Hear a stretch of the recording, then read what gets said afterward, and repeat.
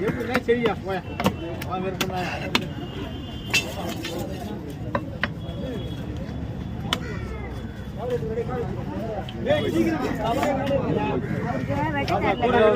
எங்க போயிட்டாரு